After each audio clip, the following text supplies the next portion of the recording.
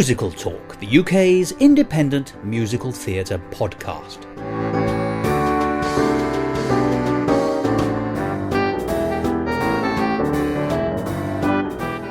Hello and welcome to another edition of Musical Talk. I'm Thos and one day everyone will be. Well, you join us back here again for the second week of my conversation with Jerry Pennell, the director of last year's version of Ruddigore, which could be seen at the Greenwich Theatre and was produced by the Centenary Company. In today's episode, we'll be looking at the four main stages of development of the show itself, from its 1887 roots to 2011, when it was having a huge revival all over the country. Now, I did think about prefacing this episode with a speedily delivered insight and piquant analysis of the show itself and its pitfalls and its strengths, but I decided against it, because this particularly rapid and unintelligible patter isn't generally heard, and if it is, it doesn't matter. And that's an in-joke from Ruddigore. Enjoy this second part of the conversation. Musical Talk. Jerry, thank you very much for joining me again to talk about Ruddigore. I'm glad to be back. More on Ruddigore. We had just got to, I think we were touching on the changes. Ruddigore first performed in 1887. There were some immediate changes made. And then it's had several, I would say 4 significant stages of development up to this day. Okay. And I think it'd be worthwhile talking about the general direction of travel, if you like.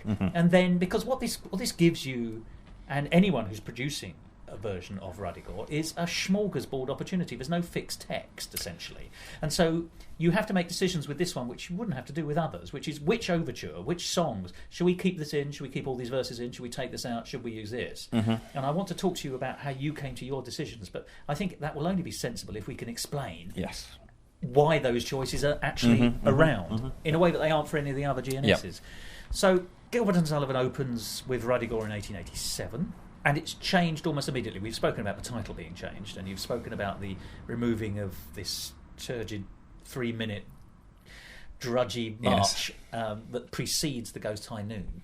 But what other changes took place at that stage? The main one at that stage is that the dialogue at the end of the show changed, because some people were very offended by the mass revival of all of the portraits of the Ruddigore ancestors back to life, based on the legal point that because they died through refusing to commit their daily crime, which was the terms of their family curse, they had effectively committed suicide, and by refusing to commit that crime.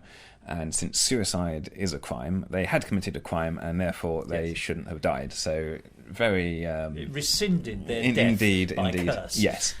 Now, this is the point by which the whole plot is resolved, and it means that Robin O'Capple does not have to be the bad baronet anymore. It reverts to one of his ancestors. And the only question... Well, this is the thing. In the original, because all of the male chorus reappeared, because of course you have to have your entire company on stage for the Act 2 finale, because the male chorus had come on as the ancestors again, they all had to be revived, and it was the as you say, the first of the line who became once again Baronet of Ruddigore. The original Sir Rupert, yes, indeed, is still the Baronet of Mayfield. Quite 2 centuries down the line. This was found to be offensive. There was some reference to the Supreme Court in particular, which some people thought this meant God, basically. Oh, I see. So it was doubly offensive. It wasn't just the fact that they were being revived, it was the fact that you were possibly blaspheming into... And the Victorians were big on that. They were. And so this was just amended so that the male chorus came on as they had been in Act 1, as bucks and blades, basically a lot of moustache-twirling cads and rotters from the big city. Yes. And so the only one of the ancestors to be on stage at that point was Sir Roderick, who is the sort of principal ghost, who's the one who sung the big Ghost High Noon number. And he's the last one to have died. The last one to have died. So it's just that he now becomes the baronet, which isn't terribly logical, but sort of pleased people. It just rolls the clock back 10 years rather than 200 years. Yeah. Exactly.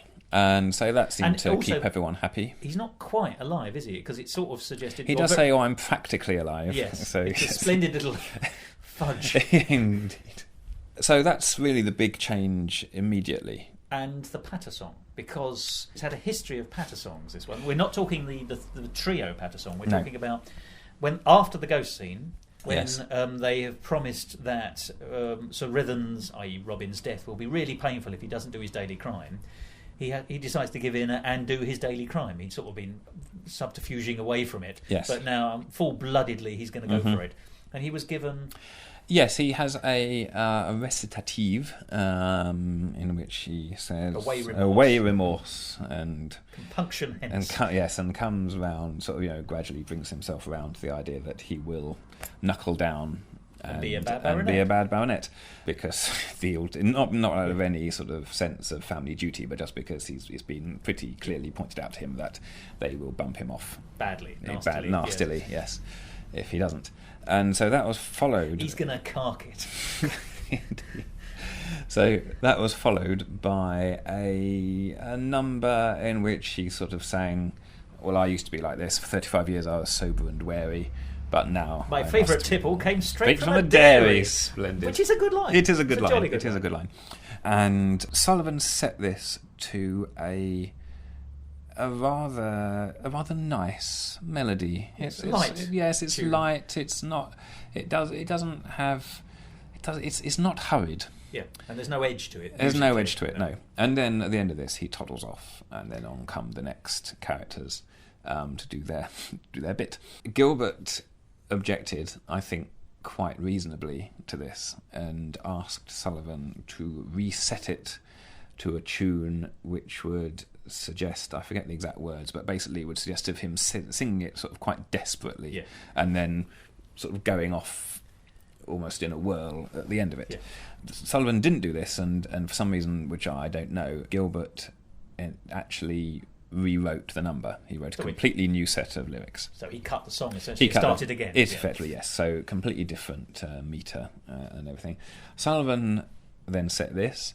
This song is more... It's not a sort of before and after song. It's henceforth all the crimes that I find in the Times, and I promise to perpetrate daily. Yeah.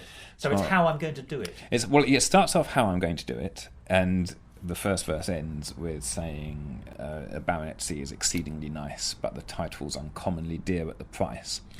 And then the next two verses are other respects in which, if you want to be a baronet, you have to do unpleasant things. So you don't necessarily have to have a curse on you to have a fairly miserable time in order to become a baronet, because you'll either have to become an MP and suck up to your party leader, or you'll have to basically abase yourself and do all sorts of things in the social sphere so that you are...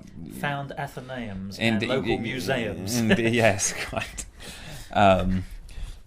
All because your wife just fancies the title. Or the handle. The handle, indeed. It's interesting because and then ultimately that was cut as well.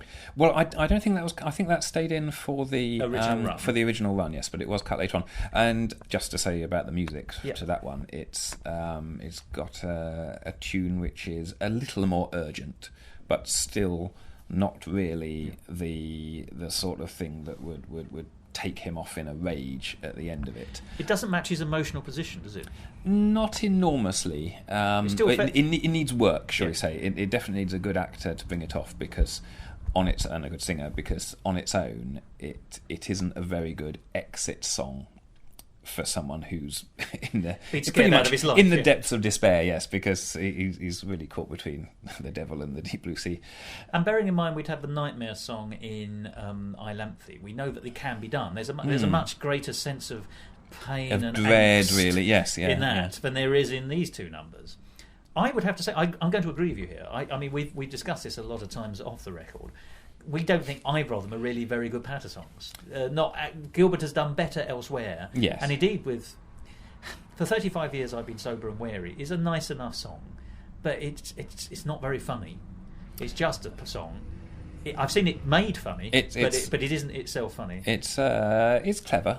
You know, it's got nice lyrics. They all rhyme very nicely indeed. In a way that they don't so much in the Times one, I find a little harder. It's obviously blunter in its comedy, but I find it's a little bit of a retread. So there's, all the business about sucking up to your MP masters, in your party, is straight out of HMS Pinafore. It's it's been done before and better. Yes, but it hasn't been done before in this opera. No, that's true. So I think that in a way you can understand why maybe original audiences might have found it a better? bit. Well, no, almost the other way around. Almost they might have thought, well, we heard that before. Thank you, Mr. Gilbert. Something new, please. Yes, quite.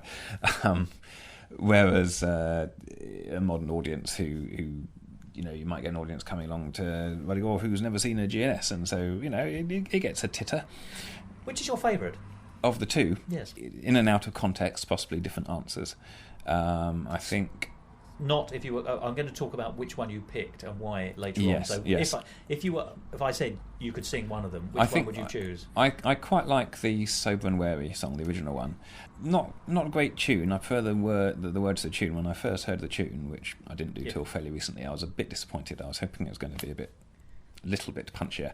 One particular reason why I don't think it's so good within the show is that actually Act 2 is full of, because it's one of these, the after effects of this cataclysmic change that came at the end of Act 1, there's a lot of before and after songs in Act 2, and it's yet another one, and really we don't need to hear yet again that he used to be nice and now he's got to be nasty. Because we've seen it. Yes, and it's actually immediately followed in its original place in the show by a song where the reformed Sir Despard and Mad Margaret come on, and they tell you that they used to be really nasty, but now they're nice. Yes. And in a better song. In a much better song. Much better song. Yes, it's a jolly good song, that one. I always think that's when Act 2 really starts picking up again. And I'm thinking, you're in the final home run for the ending when that arrives. Yes. And it's laughs all the way, in my view, from that point. But if you were asking me, fun enough, I have wavered over the years, because they only recently rediscovered the music to Once More All the Crimes That I Find in the Times. Mm-hmm. I think in the early 90s, because I think it was premiered on a BBC radio. Yes, early 90s or possibly late 80s. I can't remember exactly when that was Actually, released. Probably 89. Yes, I think. If I can remember my university days. Yes. I remember my father driving me to my university home, and I remember telling him to hurry up in order so that I could listen to it on the wireless that Sunday afternoon. Mm-hmm. And so that was a lost GNS song, and was then, as I say, only recently discovered in the last 20 or 30 years. Because of the thrill of the new, I like that, and it seems certainly as a 19-year-old to be better than for 35 years I've been sober and wary. But as I've got older, and also I've seen lots of different versions of it, I actually think, out of the context of the show, the better song is Sober and Wary. I think if you're not trying to put it in Ruddigore and you're just looking for an interesting song to sing, I think it's a better marriage of lyric and music. I agree with you, it's not the most exciting song. It's certainly not the most exciting melody underneath. But I think there's a better fusion between one and the other. And I have now seen it performed very well. And it came alive when I saw it. Someone had put a lot of thought into how to do it and got some laughs out of it when the laugh was needed. And I thought, oh, right, okay, so that can do all that. So I've really come round to that song. But I agree with you, if I was directing, I'd probably put in Times. Yes, well, that sort of ties in with a whole sort of, it was a repetition thing more than anything else, that even if you could do it effectively, which maybe I couldn't, then no, you could indeed. no. But that I just felt there was enough of that kind of song, and at least this was contrasting. Yes, it was a different kind of song. It was contrasting by not being contrasting. Yes, exactly. It was lobbing in a bit of crude political satire into a show, and I thought, hey, we've had everything else, so let's lob a bit of that in. So that's the original score and its initial changes. And there's a little bit of trimming of dialogue in here and there. But then it lies dormant because, as you say, it was not revived again during the lives of Gilbert or Sullivan, and I believe it was Gilbert's favourite piece. He claimed so. I mean, is that just him making a point? Yes, it could be, because it was regarded as as a bit of a flop. Yeah. And then later on, there were at the end of their collaboration, there were the two shows, Utopia Limited and Grand Duke, and it was those three shows that he proposed to revive in about 1907, 1908.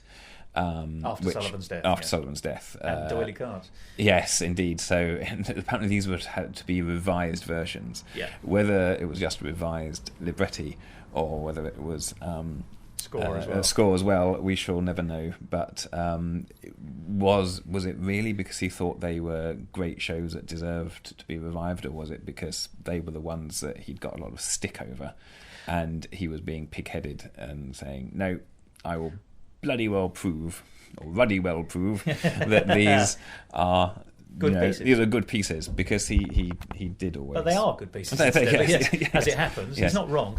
Can I ask you a little byway then, before we get on to the next iteration of Ruddigore, which is that when Sullivan died, he left gifts to a lot of people, including Gilbert, with whom he was back on talking terms, at least after a fashion by that stage. And he leaves Gilbert the score, the handwritten monograph score of Ruddigore. Now, is that Sullivan cocking a snook, or is that a genuine? No, I think it's Sullivan cocking a snook. He said, "Here, have a copy of Our Failure." Well, I think not so much our failure, but I don't think it was because he gave him the one that had been a failure. But I think it is true that I haven't seen these original letters myself. I won't say original letters, not that I would see the originals, but I haven't seen the copies of these letters myself. I should read their detailed biographies in more depth. But I believe that both Gilbert and Sullivan wrote to different friends, possibly even the same friend, saying, well, Ruddigore's going very well, but if only my collaborator, Mr. whichever, would tone it down a bit and sort of stop hogging the limelight. Gilbert, I think, thought that Sullivan was trying to make it too Grand Opera, and Sullivan, as always, but I think he probably had grounds for saying this, said that it was becoming impossible to really write good music for the lyrics Gilbert was giving him, and the fact that last time we discussed how full of irony and sort of not double meaning, double meaning, not so much genuine emotion. It's an intellectual piece, isn't yes, and so Sullivan. We also talked about how Mad Margaret has a wonderful song, and really that is the only moving emotional song or emotional lyrics in the show. Well, actually, no, not quite true. The odd other exception. I'm going to go further than that, though. I think a garden full of posies is actually the most moving song in the entire canon for me. Yeah. And I've grown to love it more as I've got older. As I've become, increasingly sentimental. As you become a violet half hidden, wilting, as I say. As I've become slightly more sentimental, not a great deal, so don't get too excited, but slightly more sentimental as one gets older, and I have. I find that song not sentimental. I do find it touching. It's not stupidly sentimental. No. It's cleverer than just a piano ballad. Yeah. Thank you for that. That's interesting, that little byway about Sullivan's will. So that was a little bit of a... I think it was just sort of saying, you didn't like this very much, have it. Yes, this is to remember me by. Yes, it's like a little bit of a hand to the nose, I think. Yes. So Ruddigore lies untouched from its initial run until the 1920s, when the D'Oyly Carte Opera Company decide to revive it and do so, and it is widely accepted that there's nothing wrong with Ruddigore, but it had been butchered before it got there by Geoffrey Toy, I think. Yes. Now, I'm not sure whether you may or may not be taking his name in vain. I know that toying with it? I know he was the music director at the time, although I have actually heard that some of the cuts may have been done by someone else. But anyway, regardless of whether he was the musical director, I find it hard to believe that an MD would make that kind of decision in isolation.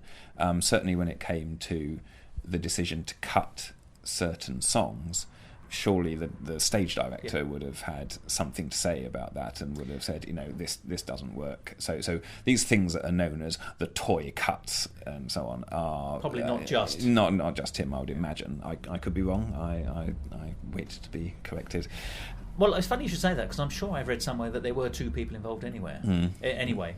But shall we go through what appears to be the main cuts? Yes. And I think we also just have to add a little extra element here, that when we talk about these cuts, they didn't all happen at once either, because there are several recordings of Ruddigore from the 1920s and in the early 30s. And you can tell there are different versions in each of those as well. So it was still changing over the first 10 years of its revived life, if you like. But the biggest one, of course, is the overture. Yes. And that definitely is a Geoffrey Toy overture. Indeed. Yes. What is the difference? Well, the reason why there is a new overture is that the original one, as written not by Sullivan but by a chap I think called Hamilton Clark, who was sort of Sullivan's assistant. Although when you hear most of the overtures weren't written by Sullivan.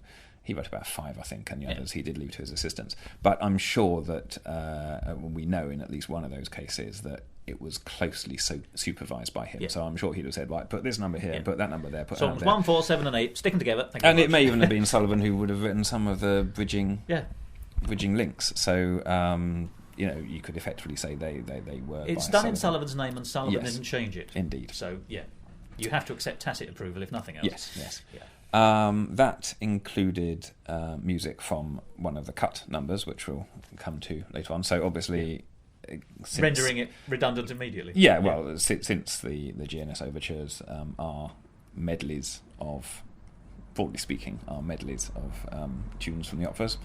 Have tunes that are not in it. Seems a bit silly. Yes. So a new one had to be written. And my personal view is that as a piece of music, Geoffrey Toy's version is immeasurably superior. I'm going to surprise you now, because we've discussed this before, and I put in a bid for the original. But having heard both over quite a lot of occasions in the last year, I've actually come round to your position, absolutely. And I think it's actually for the reasons you've given. Because the original one, not on a personal basis, I think you've said, and forgive me if I'm putting words in your mouth, but the original one's just a little bit rumpty-tumpty, and it's not a very clever stringing together of the songs. They perhaps outstay their welcome a little bit. They're quite long extracts. Well, and one particular thing is that with the one of the pieces that is included in the overture is the original. The original one is the double chorus from the show, and Sullivan. It's still a standard Gilbert and Sullivan thing where the men's chorus sings one thing, and then the female chorus sings a different tune, and then they sing both tunes at the same time, and good heavens, they mesh. They sort of fit together really well. So pay note, Irving Berlin fans, it was done 50 years earlier. I think Sullivan claimed to have invented it, but I think that's rubbish. Of course. Or I believe that's rubbish. But he certainly was a dab hand at it. He was indeed. Yes. And personally, actually, I think the one in Ruddigore is one of the weaker ones. But that's just. Really? I like welcome entry about Gentry. But all right, well, so we found something to disagree on. Yes. Moving on. The sons of the tillage who dwell in this village. Oh, not saying the lyrics aren't good, but anyway. So in the overture, you get the tune. In this show, it's the women who sing first. So you get the women's tune, and then you get the men's tune, and then you get them both together. So you're getting the entire double chorus, which is going to come about 50 minutes into Act 1. You're getting it all in advance in the overture, and bang goes a surprise. Well, yes, if you like, and also, as you say, it just means that it because they're including one, then the other, then both. It does take up quite a lot of time. But the big surprising thing about the original overture is that it doesn't feature any of the music from the Ghost's High Noon, which is the song from Ruddigore. Well, a friend of mine once told me, and I don't know what provenance. Yes, exactly what evidence he had for this. That Sullivan deliberately didn't want that song or that tune to be in the overture because it was sort of spoiling the surprise from when it did turn up a long way in the future in Act 2. So if you want a big jaw-dropping moment, you don't preempt it in your overture. Yes, that's the argument. I don't know whether that's true or not. I don't know whether you could say that the overture is your shop window, and you want to hit people between the eyes. Certainly, one thing I'm not keen about with the original overture is that it starts off exactly the same for about half a minute, 40 seconds, as the opening of Act 2, so it really is indistinguishable. I've got a way to start the act, and I'll do it twice. It's the ba-bum, ba-bum, ba-bum, ba-bum. Ba-ba-ba-ba-ba-ba-bum. And that's fine, but then it goes on exactly the same for a while, whereas in... so the entr'acte and the overture start the same way. Yes. Whereas in the revised version by Toy, you get the first couple of bars of that, but then it immediately gets so it becomes a leitmotif rather than a drudging repeat. Yes. And then you're straight into the marvellous violins. The marvellous violins and an orchestral version of The Ghost's High Noon, which is amazing. Yeah, it sweeps you away. And if you're close to the orchestra, it's marvellous. I'm sure, yes. I'm pretty sure this is the first piece of Sullivan. Of course, it's not actually Sullivan, as it were. It's Sullivan adapted, but it was the first bit of GNS at all that I ever heard, because I was familiar with that tune vaguely. I don't know from where. Just thought it was a great piece of music when I was young, and I didn't see my first GNS until I was about 11, and I didn't see Ruddigore for another few years after that, and then I suddenly thought, oh, that's actually from... And there's just a little bit of bombast in it, actually, which never goes amiss. If you're trying to get young people interested in classical music, should we say, using the broad terms. It's on a par with 1812 Overture. Night on the Bare Mountain or something, really. I mean, it's a similar big use of brass, and I think in a way what gives the lie to the argument that you shouldn't you shouldn't put that number in the overture is that it's done because it's done given a full orchestral treatment. It's the same tune, but it sounds very different, or it gives you a different emotion when you hear that. When you hear that, it's exhilarating. It is genuinely kind of scary, as I say. Night on a Bare Mountain sort of, or even Dance Macabre sort of tone to it. Whereas in Act 2, as we discussed, we discuss what the effects of the lyrics are, whether they're sad or whether they're sort of jolly. But certainly it's a different focus. Yes, it is a sort of jolly party song, in my view, fine. albeit a sort of macabre party song. Whereas there's nothing party-like about its appearance in the overture. It's just it works in its own right, funny enough, as a piece of music, and as it should in the overture. So that's the overture, and I agree with you. The Jeffrey Toy is the better version, and now that's the one I like to hear, partly because it is musically better. Yes. Yeah.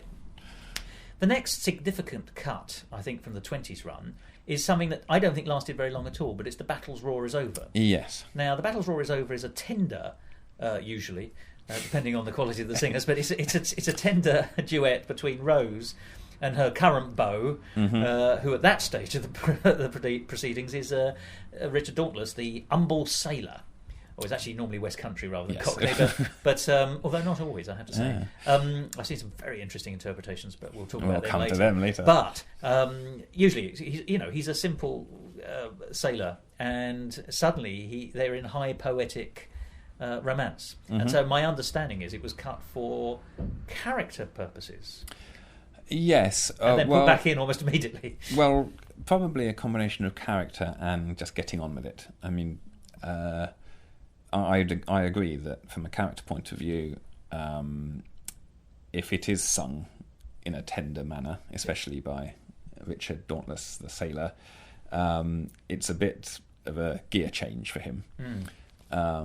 He has been a bit my lover. Indeed. Sit on my knee and give me a kiss. Without wanting to sort of jump to particular productions, I attempted to sort of overcome that by not doing it in such a tender manner. It's still the same tune, but he gives it a bit more West Country way.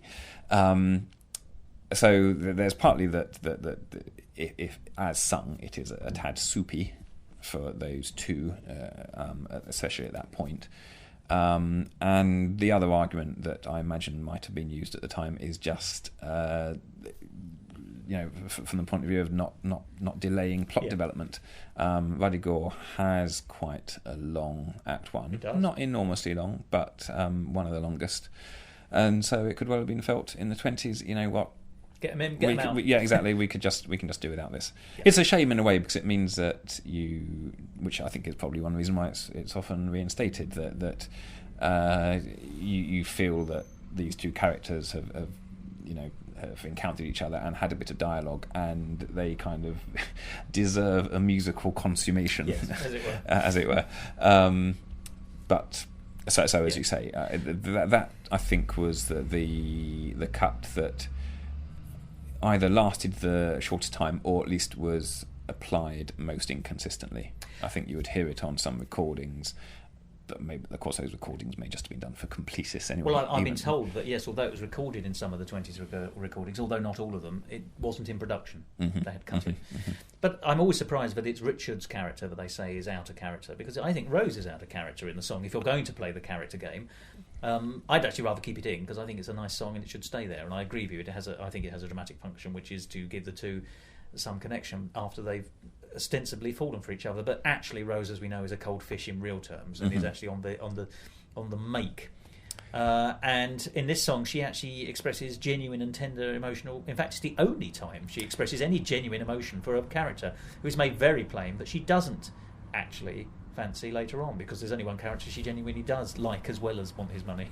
Well, you see, I think... Here we go. Well, no, it's only that... Roll up, ladies and gentlemen. Who's right? Having given it some thought, and I did do a lot of... one must always be wary of received wisdom, and far be it for me to accuse you of being... ever taking any received wisdom in hand, because you've seen enough productions last year to form your own opinion, definitely. But I did sort of think that looking at Rose's lines, and this is from the perspective of someone who was desperate to find lots of examples of her being a real cold-hearted bitch, because that would be, from the point of view of this being an ironic masterpiece, then the more examples you can find, the better. Yes. And I found actually they weren't, she's not super mean and sort of hard-nosed. She sort of becomes it, and certainly she will start, you can see her sort of waking up. Yeah, well, her her brain starting to tick over when the possibility of other suitors comes along.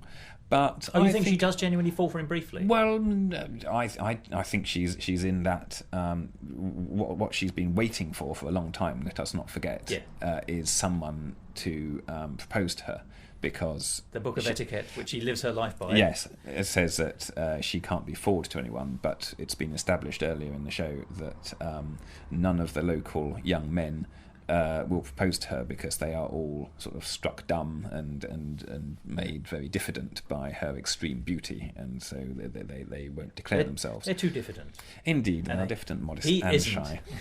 Whereas there's nothing modest about you, Dick. So I'm not saying that she has a genuine love for him, but someone has married her, has proposed to her, and so therefore she will accept him. And I think the song isn't too out of character. So it's actually duty, in a sense. In a way, yeah. I think, well, it's the game, isn't it? Yeah. Although because of course, all you get in Jane Austen as well. There's a strong opinion, which of course the heroines in Jane Austen rarely share, that marriage and love are two completely different things. It's an argument that's still being made today. Yes, yeah. But that's as well may be, and I take what you say on the received wisdom slight. But I don't. Even if you accept that, I don't think that excuses the fact that she's accepting it because he's bold enough to do it. Yes. But she seems to be genuinely making love in terms of the comments in that song, which I don't think she does elsewhere. But anyway, that's a song that was cut and was then almost immediately put back in. At least, it very quickly got back in. It's the first sort of returnee, if you like. Partly because it's too good a song to miss, I think, to be honest. Yeah. It is a bit soupy, perhaps, but it's got its place where it is. You wouldn't want it anywhere else. No. And that's it, I think, for Act 1. I believe so. Act 2 has a change right at the beginning because, one of the characters doesn't change his name as he did in the original. Yes, I think this happened during the original run rather than in the first revival. That originally old Adam, the faithful retainer or valet de chambre of the hero Robin O'Capple, stroke Sir Riven Murgatroyd, once It's not one of his duties, is it? To stroke Sir Riven Murgatroyd. Right. When Robin becomes Riven, the old Adam changes his name too.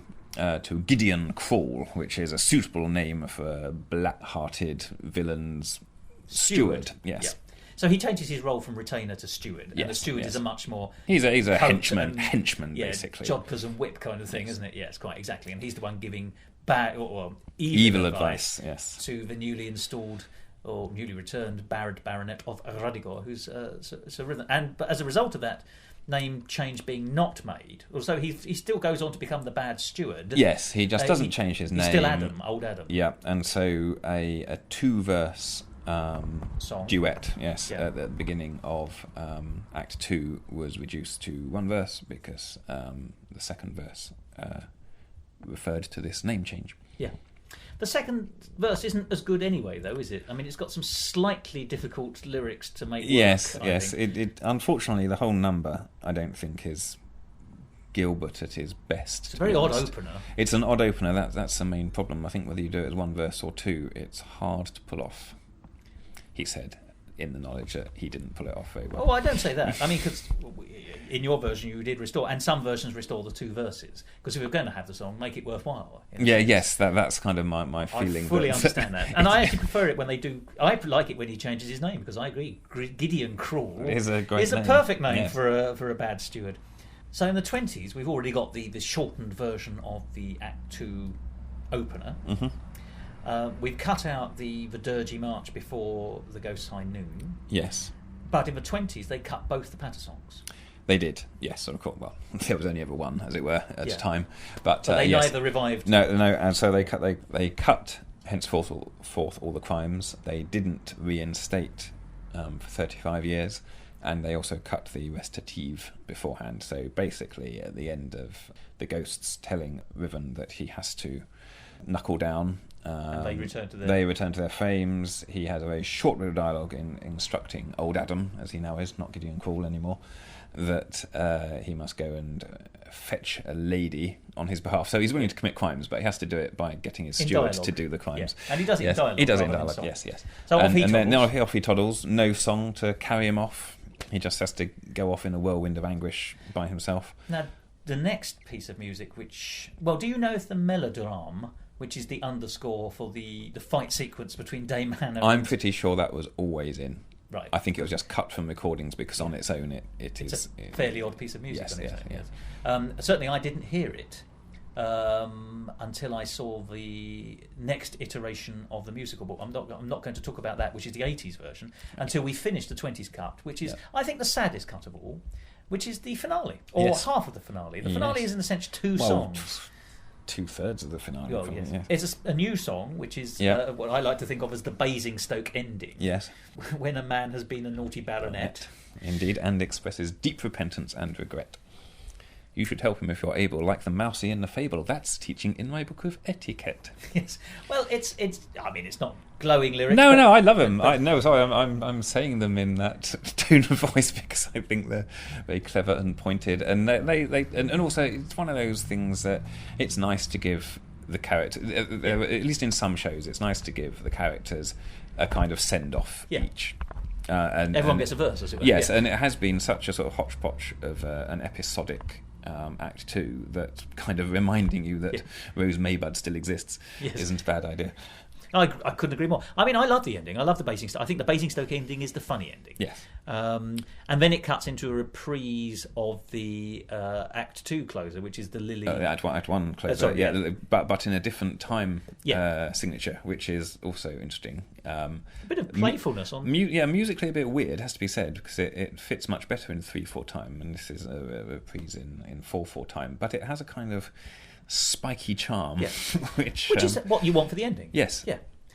It's been described as a slightly insipid number, but I prefer it in the ending.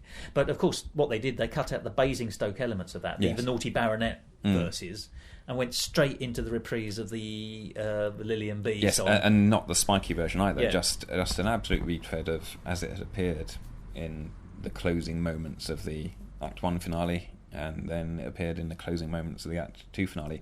And I find it an incredibly inconsequential ending. It lasts about 40 seconds, which is what I want from a finale. Well, it's not a finale; it's a postscript. It's a cough. Yes, and that's what you get to hear on the D'Oyly Carte recording. So, if you were raised, I discovered Ruddigore through the D'Oyly Carte, but I discovered the butchered version, and it's odd because I don't have any sentimental version for that. I love Ruddigore, and it's probably that version that made me like Ruddigore as a piece overall.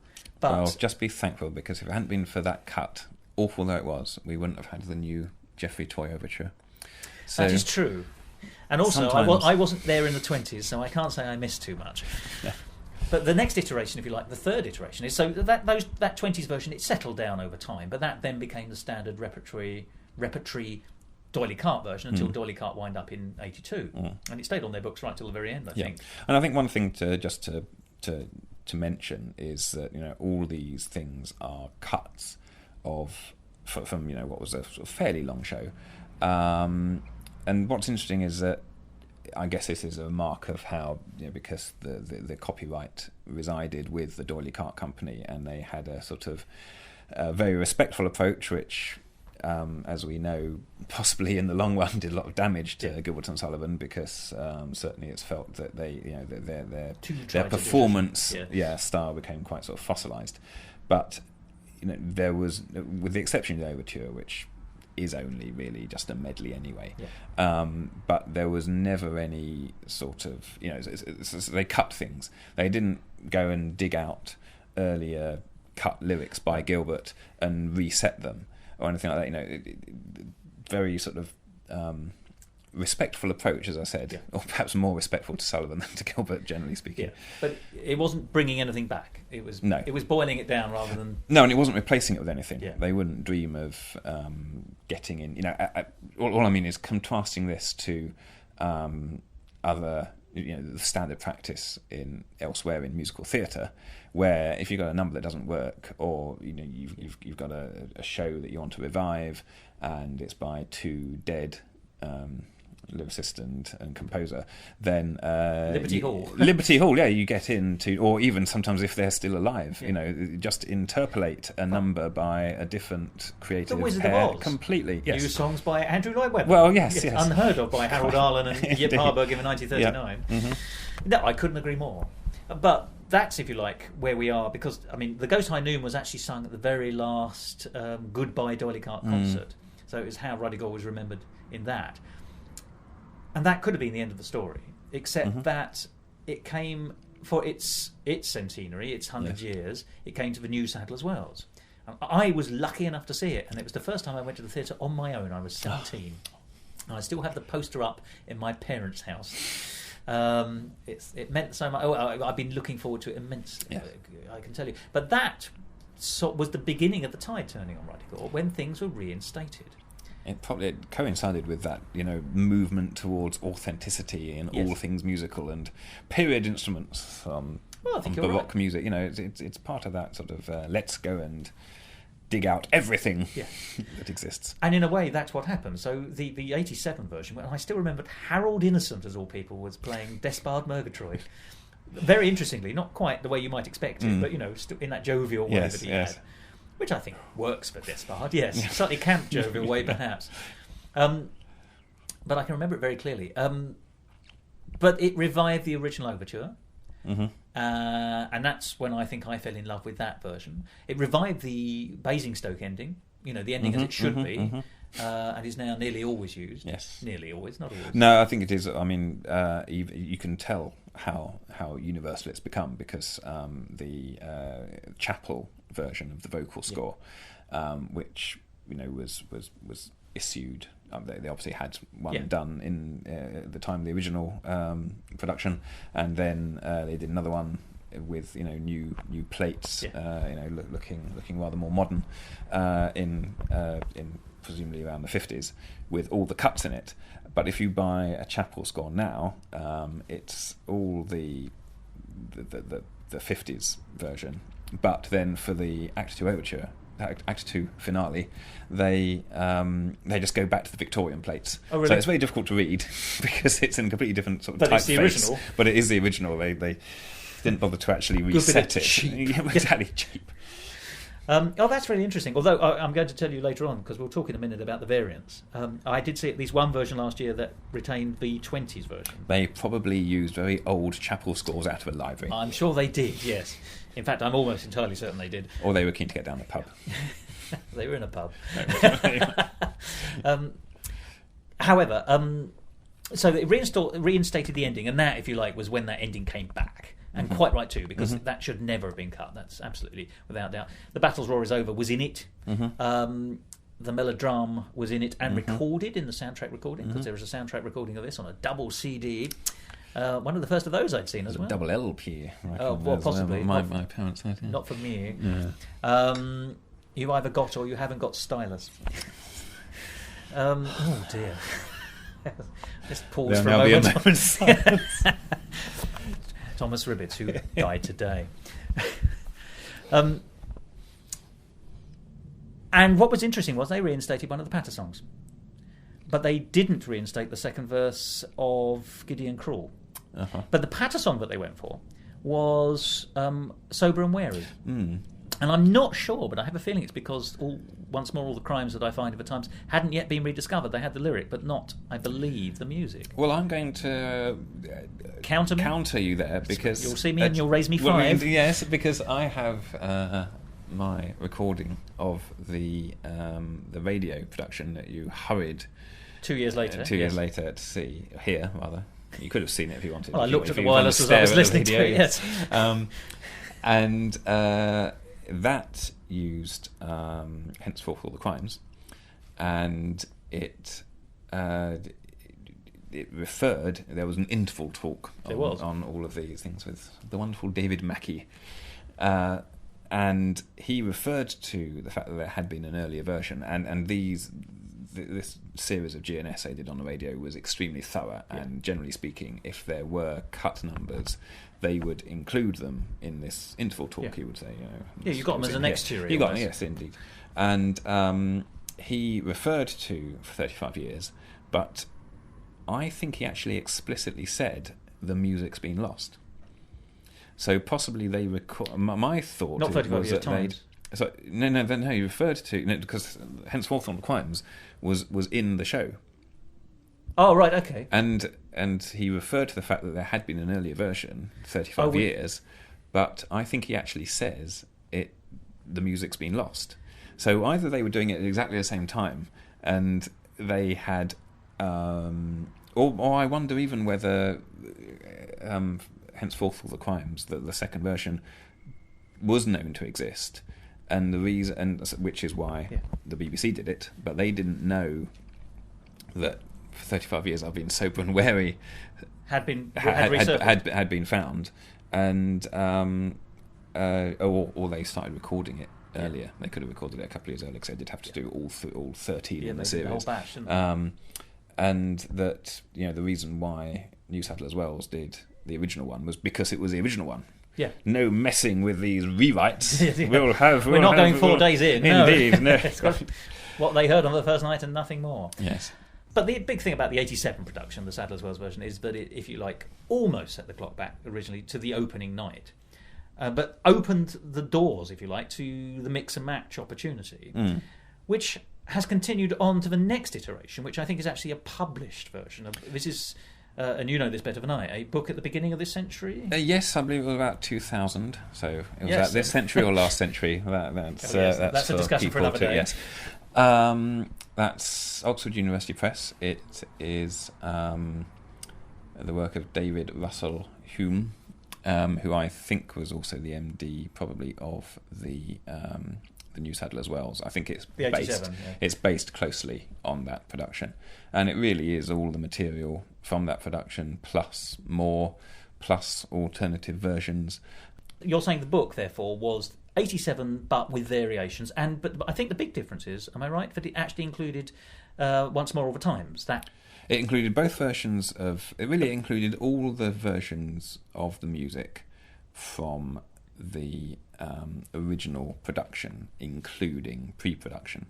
So it included the march, albeit the slow march that was cut very early on, or possibly never even made it into production, which is there incidentally as an appendix. So I think they do kind of acknowledge that it's not really part of the show because it was cut, very early on, and but it was heading for the show.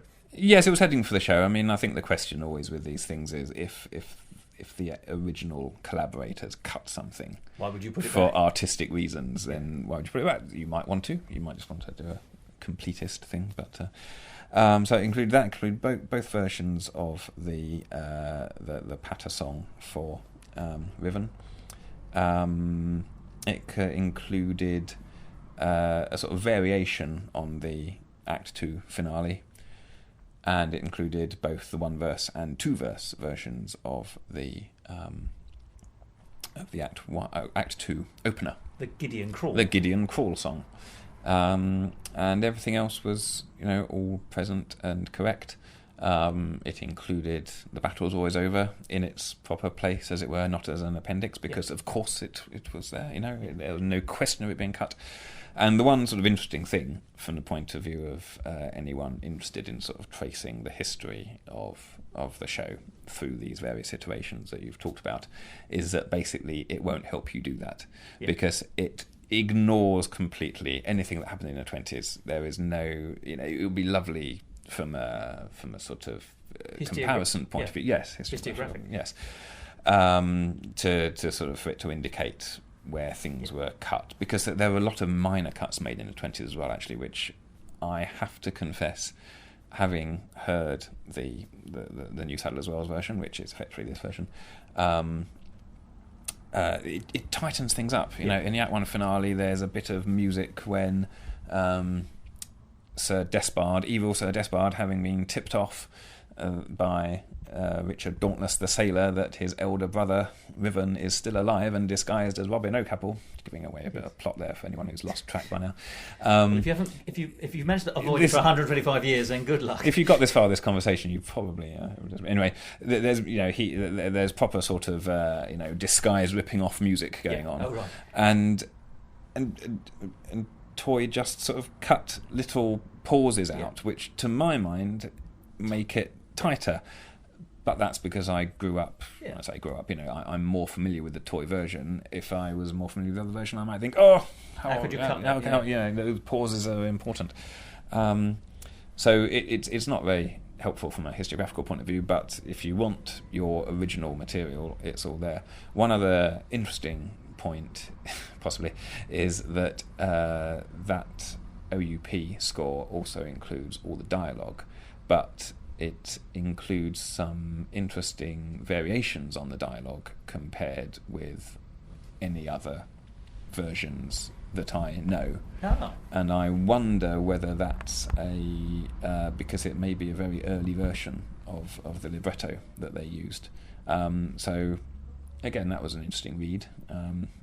But this takes us back to our original point that Ruddigore, unlike all the others, where there's just a great orthodoxy of the set text, if you like, there just isn't for Ruddigore. You can take any version of the four iterations, because if you laid out everything that could have been in Ruddigore, you'd have a jolly long show, and you just pick and choose and have the stuff that you want, essentially. Yeah, and I think every director has to make that decision. I think by GNS standards, that's certainly the case. I mean, again, if we're comparing it with other sort of musicals, then where things have gone in and come out at different times, then they always say that if you played all the music that Jerome Kern wrote for Showboat, in the end, it would take up 24 hours. Yeah. It's a full day show. Exactly. So whereas that's not the case. This is no. But you do have to make some decisions. I think you've touched on why when you were doing the Centenary Company's version of Ruddigore last year at the Greenwich Theatre, fantastic version. I mean, really, innovative and thoughtful all the way through, with lots of imagination, absolutely infused. But you've told us why you picked the Toy overture. Mm-hmm. You've told it. I mean, The Battle's Roar is over. You you kept in because that's more or less standard these days. Yes, but yeah. Why did you choose to have Gideon crawl back in and therefore the second verse? Because that was actually more of a characterisation thing, really, and I think that it is a. It does make sense for him to change his name. His master's changed his name. It sort of explains why he. It sort of establishes a bit more with the audience. Well, he does give that character a bit more to do and say. Yes, and it's also tied in with the fact that in this particular production, and this isn't always done, but we had quite a big physical contrast. Yeah. And I mean, I hoped the audience would realise it was the same chap, but sort of explicitly saying that sort of. Well, he was sort of rustically long-haired, wasn't he? And lugubrious in Act 1, and he was sort of more ratty and humped. He was the aim was Igor, basically, but Master. Absolutely, and lots of good physical comedy going on as well, because he's being pulled off by a rope when he's supposed to be holding this tiger cat of Dame Hannah off stage. Yes, and in fact, I think he gets pulled off on his bottom. He worked very hard on that. And indeed, you give him a slightly cruel twist at the end, don't you? But whereas it looks like everybody's resolved and alive, then you put just a tiny little bit of, when I say poison, I mean literally as well as figuratively, in the final taste. Well, old Adam is the only stroke Gideon Crawl. It's not clear whether he's reverted back as his master has. Is the only character who doesn't get paired off at the end. Which is ironic, because he in Act 1 it's very plain. In fact, it's one of the first things that's said, that he's very much in love with Dame Hannah. Yes, completely unrequited, and Dame Hannah is a sort of local matron figure who one reason why she has not taken old Adam up on his offer is that she loved Sir Roderick, who she didn't realise was one of the wicked baronets. He's the one who died 10 years ago, but she's now pledged to an eternal maidenhood. So when at the end of the show he comes back to life, she obviously pairs off with him, and I just thought this was a bit hard on old Adam, and if he was still a bit Gideon Crawl-like, having suggested to Riven earlier in Act 2 that he should poison the beer of some visitors, I thought, well, he might be carrying said poison about his person, and he might be inclined to try to wipe out the opposition, and so he could once more establish friendship with Dame Hannah. So he pours poison into Sir Roderick's drink. That's one way of putting it. Yes, and also it meant there was a good way of having a visual ending when I was bereft of imagination at that point. Oh, I don't think so, because you did some interesting stuff with you had your chorus hold up the letters of the word Basingstoke and make several anagrams. How much time did you spend on that? That took about an hour on the day of the rehearsal, when I realised I had to work out how we were going to set the Act 2 finale. Well, there was lots of imagination all the way through. I liked all that. I even liked the fact that you gave Zora, who's the principal bridesmaid, who's not often given a great deal to do, at the beginning, because she can't get married until Rose does, and Rose isn't going to get married. She vents her fury on this dummy. Oh yes, yeah. And I like that, but there's a good bit of character there. Oh, thank you. There's some clever stagecraft as well, making the dummy fall over at the moment that Dame Hannah is telling the story of the original Sir Rupert Murgatroyd, and the curse as it's laid upon him. This dummy wearing a baronet's coat, or a posh coat, falls to the floor. A bit of fish wire. At last, eventually, we managed to find some material that wouldn't look too obvious to the audience. It was very good. Thank you. Well, that's part of my. I like to try if you have a slow starting show. Yeah. Not that I'm saying Ruddigore is slow starting, but sometimes there's a lot of setup. Sometimes you need, and I think with GNS actually, there's an expectation from the audience that it's going to be a bit twee. And so doing something that they weren't expecting wakes them all up. Wakes them up. Yes, makes them concentrate. I agree with you, absolutely. Because there's nothing twee about Ruddigore. No, but that was my wake-up moment. Have the people sometimes think it's a bit complicated, which I don't agree with. I think you have to be a bit dozy, frankly. But, Yeah, well, exactly. I think, yes, you'd find it complicated if you went along just expecting a few nice tunes and to be able to sort of nod off in the middle. You'd wake up and not have a clue what was going on. But that's GNS actually in a nutshell. If you ever try to write a synopsis for a programme, which personally I don't think we should do synopses in programmes of things in the English language. I mean, people should just pay attention. But nevertheless, if you asked, it's difficult to keep it down to a page of A5 if that's what you're given in your because Gilbert programme. Bubbles, he likes doing stuff. He likes bubbling things complicated along. plots. He wanted to write to entertain himself amongst other people. So why would you make that boring? I mean, forgive me, sir. Someone really ought to give you a very large budget and access to a professional cast and a West End theatre of your choice. And then you'd be away. And how many people with that? Well, I'm sure that also listening to this. Only podcast? 9 or 10 of our audience would be in a position to help with that, you know. So, Andrew, if you're listening, yes. Well, I think that's probably they're out of copyright. Yeah, they are cheap. I think, Jerry, it's been lovely talking about Ruddigore with you. I could actually talk with Ruddigore with you for weeks and weeks and weeks, but I fear that not many would join us on our odyssey. So I will say for the moment, thank you very much indeed. Thank you. And we all look forward very much to your next piece, Utopia Limited. Oh, More of which later.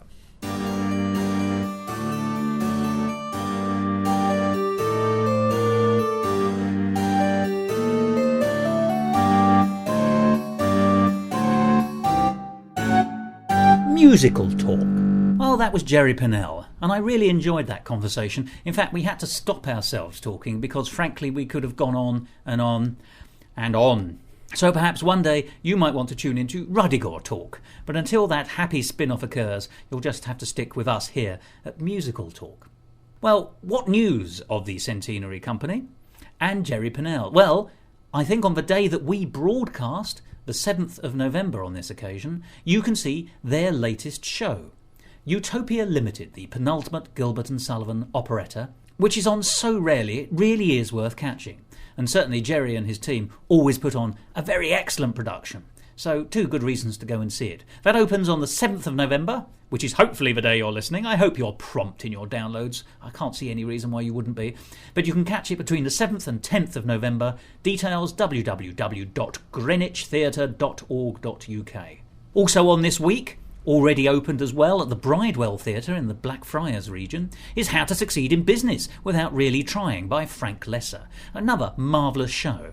I tell you what, this week I am spoilt for choice. These are shows I probably want to go and see more than once, so I might have to do it on an alternating basis. For more details of that, go to www.stbridefoundation.org. And for Saint, it's actually ST. So it's www.stbridefoundation.org. More Gilbert and Sullivan available in Ealing. Go to the Questors Theatre between the 14th and 17th of November and you can see the Gondoliers. www.questors.org.uk. But there's also family entertainment. The Snow Spider is currently running at the Oval House Theatre in Kennington until the 17th of November. That's got music by James Lark, he being the man behind Tony Blair the Musical, and also Miracles at Short Notice, which was Musical Talk's Pick of the Fringe in 2011. He's a talent. Go and see it for yourself. The Snow Spider. www.ovalhouse.com. And The Snow Spider is a family show. And I mean that in the truest sense. It's got material for both younger people and older people like me. Something for everyone. And if you're into family shows, why not also go and see Sue Casson's The Happy Prince, which you can see at the Bridewell Theatre again. That's stbridefoundation.org for the website. And that's our lunchtime performance. It's on at 1 o'clock between the 27th of November and the 21st December 2012. Lovely music in that by Sue, and I hope you'll be hearing an interview with her in the near future. Well, as I said last week, don't forget to snap up Charles Bloom's new CD, Music and Lyrics by Charles Bloom, in here.